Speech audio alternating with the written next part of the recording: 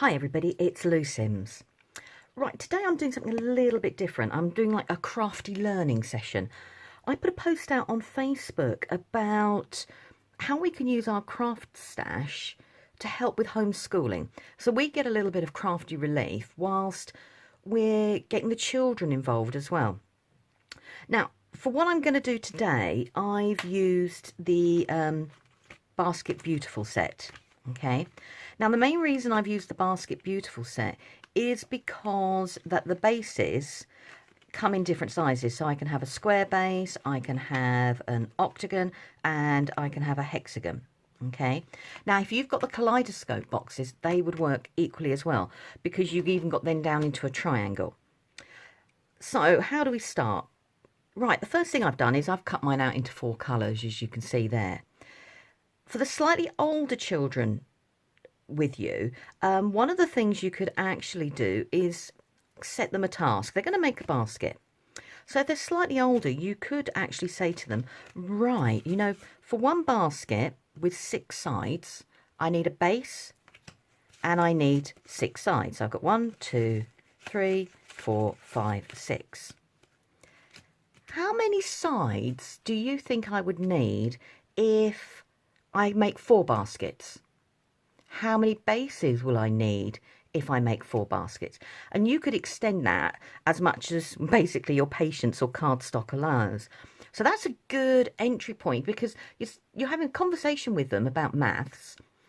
They've then got to go and think about it, and let them have a go on your die cutting machines. I used to take mine into school all the time, and the children just were like amazed by how it all worked. And let them cut away and let them stockpile. So for example, how many sides do I need for 4 baskets? Let them cut away. If you don't want to do it in different colours, that's fine. Let them use the same colour. My only piece of advice I'm going to say here is, if they do not do the correct number of sides, please don't tell them that they're wrong. What that happens is you'll shut them down, and most children will then second guess themselves. The best way to actually say it is an open-ended question, which is, okay, you've got so far, what do you think we might need to do next? And let them, and give them thinking time to think about it. Because what they'll sit there and do is go, well, that's my second with all my things. That's my third. Oh, it's this one here. I need 2 more of this one. So it's giving them a little bit of breathing space. Right, once you've got everything cut out, I mean, I'm going to say for a younger child, you don't necessarily need to bring in quite that level of questioning, but you could sit there with a base and go, oh, let's count the sides. So they could go 1, 2, 3, 4, 5, 6. Oh, now have we got enough of these? And you could number them as 1, 2, 3, 4, 5, and 6 and put them all together. So you can adapt it to their level of learning. Now, what can we do when we've got the baskets made? Oh my goodness, there is absolutely loads you can do with the baskets made. So what I'm going to do now is, I'm actually going to quickly make these baskets, because you don't really need to see me make the baskets. And I'll be back shortly. Right, I'm back. I changed my mind about going to make them. I've made 2, but I thought it'd be cool if we made them, and we can look at making them in 2 different ways, and we can talk about some of the questions you could be asking the children as you're actually making them. I will fast forward bits once we've got to the questioning. So I'm going to take the blue one. So one of the things we could do is you could number, let me just get a pen, each of the sides. So I've got 1, 2, 3, 4, 5, and 6. Now, you can then number these as well, but muddle them up, so on and so forth. So number 1 matches with number 1, number 2 will match with number 2, so on and so forth. So you've got number matching then. So it's getting them to recognise what a number looks like. I'll come back onto what a number looks like and what a number's value is, because they are really 2 different things altogether. I know that sounds like poppycock, but it isn't, trust me. So we can actually stick these down. My advice is use wet glue. I know that is going to be so painful, But for children, if we use double-sided tape or red liner tape and they misalign it and then they notice that they've misaligned it, you can then get them all upset and they won't know what to do next. And so don't use wet glue. I know it's painful for us as adults, and we've got our own solutions to things, but for children it is the best way. So I'm just going to fold all these and fold all the creases. Okay, another lesson, that's a straight line. You could bring your shape in. What's a corner of a shape called? So you've got all things like that. For older children, when you're doing that, you've got things like you can be talking about parallel and perpendicular. As you can see, there is so many things you can do with just simple construction. This is mainly on maths, but you can do exactly the same with literacy, English-based lessons too. So I've got mine there. So let's put mine back there. So I'm going to get my number 1 and I'm going to glue it to my number 1 spot. Okay, there. Right, so let's push that down. Now, this time, I mean, it's a great lesson to explain to children that, you know, how glue works. That glue needs to sink into both bits of card, and once they've all joined together, that's when they make the perfect bond. You could even get them to count. Counting back would be cool, like 10, 9, 8, 7, 6, 5, 4. Or if older, count back in 2s. 50, 48, 46. And use that as a time for each one to be setting. So now I'm going to put number 2 on here. Now I've got a difficulty because it does line up, as you can see. But this brings in another opportunity to say to children, if they can't get it to line up, you know, what could they do? We as adults problem solve all the time. And with our children, we want to problem solve for them. But the only way children build up that resilience and don't treat problem solving as a real issue is by discovering it themselves. So if they didn't line up, you know, what solutions could they come up with? What could they do? And one thing they could do is fold that back, and that lines up. Does that work? Doesn't it work? So have things like that to say to them, because the children will rush and try and get it all glued together as quickly as they can. But if something goes wrong, don't say it's wrong. Just say, oh, right, okay, we need to come up with an ingenious solution for this. Have you got an idea? Okay, and the tendency for us to do is to model absolutely everything, and all the children then do is copy us, but don't actually realise or understand why we've made the move we have. So it's really important to allow them that little bit of thinking time. You can give them little hints, like, oh, did you notice? Look at this. These fold back. Oh, I wonder if that would help us when we're gluing things together. And it's all about that sort of level of conversation with children. And then they go off and go, oh, what about this idea? Because children love to share their ideas with you, even if it's your idea worded in a different way. But there is nothing wrong with that. So we're going to build all of these up, okay? And I am going to make this one up and just stick it together. But I hope that's given you some ideas that, you know, some of the questioning that you could be doing with your children, as well as making at the same time, because that is also all about learning.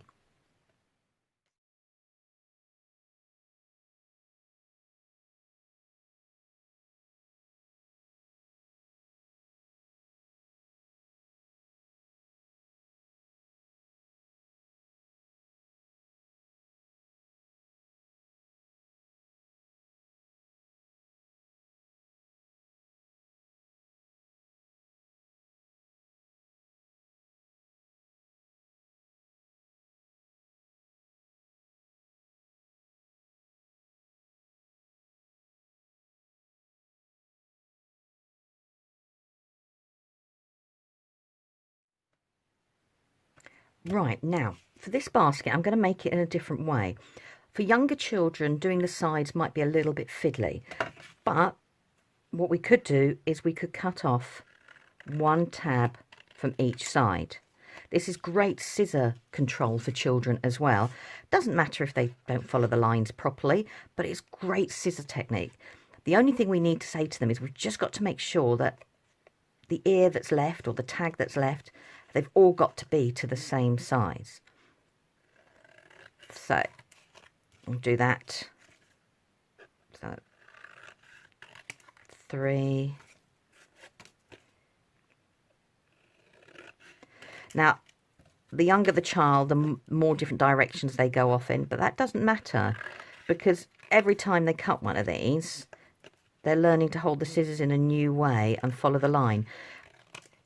If you think that it's going to be tricky, go over it with a pen so they can see a little bit more clearly where the things are.